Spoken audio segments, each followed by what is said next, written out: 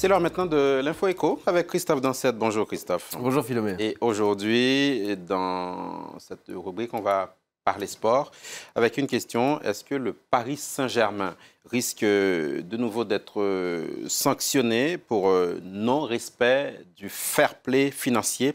Les dirigeants du club sont entendus aujourd'hui devant l'instance dirigeante du football européen, l'UEFA. D'abord, Christophe, de quoi parle-t-on concrètement? Eh bien, le fair play financier, c'est une règle qui a été introduite en 2010 par l'UEFA. Le principe, eh bien, il est assez simple. Un club n'a pas le droit de dépenser plus que ce qu'il gagne. Plus exactement, les instances européennes autorisent un déficit de 30 millions d'euros maximum sur 3 ans. On va voir ce chiffre de 2010 et 30 millions d'euros de déficit maximum sur 3 ans. Et cette année, le Paris Saint-Germain est de nouveau dans le viseur de l'UEFA.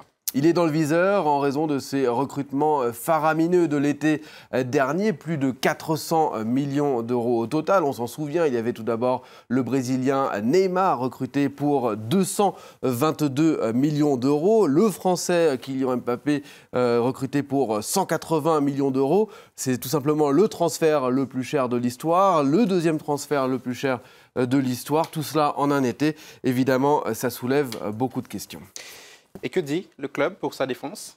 Eh bien, les dirigeants du club du PSG se sont toujours dit très confiants, car pour contrebalancer ces dépenses, ils ont vendu un certain nombre de joueurs. C'était le cas cet hiver du Brésilien Lucas pour 28 millions d'euros. Le club compte en vendre d'autres des joueurs d'ici les prochaines semaines. Mais surtout, le club a signé un certain nombre de contrats gigantesques de sponsoring, 200 millions d'euros au total selon le club, avec notamment la Banque nationale du Qatar, l'autorité du tourisme du Qatar et puis la chaîne beIN Sport. Le problème, c'est qu'il y aurait un doute sur ces contrats.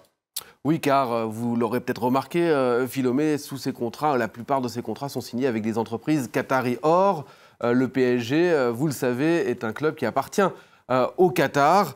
L'UEFA a donc mandaté un cabinet indépendant pour vérifier ces contrats, qui s'appelle Octagon, ce cabinet. Et selon le Financial Times, le très sérieux quotidien britannique financier, eh bien, ce cabinet s'apprête à conclure que ces contrats sont significativement surévalués. On va voir cet article avec cette phrase « significativement surévalué » qu'on voit ici dans le titre. Et sur cet aspect précis, que répond le Paris Saint-Germain ? Eh bien, le PSG répond que cet article, eh bien, il est basé sur des informations fausses. Le club a donc mandaté également un cabinet indépendant pour vérifier à son tour ses comptes de manière différente de Octagon. Ce mercredi, il a par ailleurs, plus exactement, il cherche à diversifier ses revenus et ce mercredi, il a signé un contrat, on le voit, de 20 millions d'euros avec le leader du marketing sportif chinois,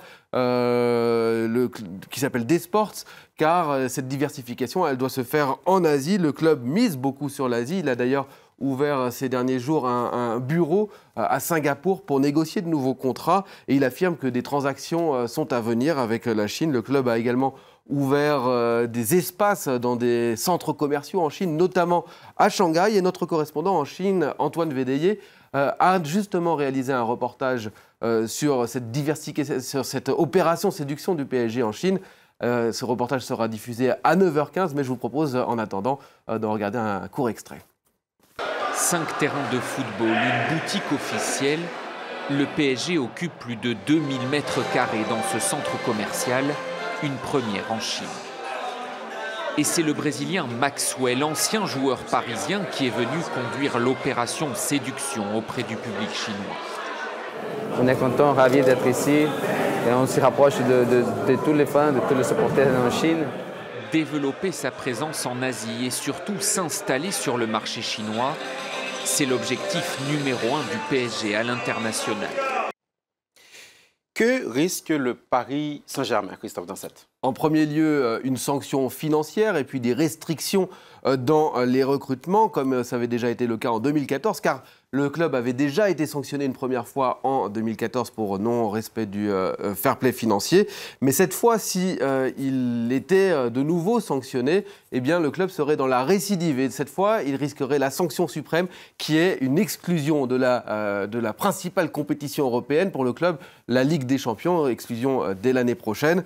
Encore une fois, rien ne dit pour le moment que le PSG n'a pas respecté le fair play financier. L'audience d'aujourd'hui servira justement aux dirigeants du club de s'expliquer. C'est donc une audience extrêmement importante. Le club aura ensuite jusqu'au 30 juin pour mettre de l'ordre dans ses comptes, car le 30 juin, eh bien, c'est la date arrêtée pour faire le bilan financier. Merci Christophe Doncet. On suivra bien évidemment avec beaucoup d'attention l'audition des dirigeants du Paris Saint-Germain. Ce sera cet après-midi depuis Nyon en Suisse.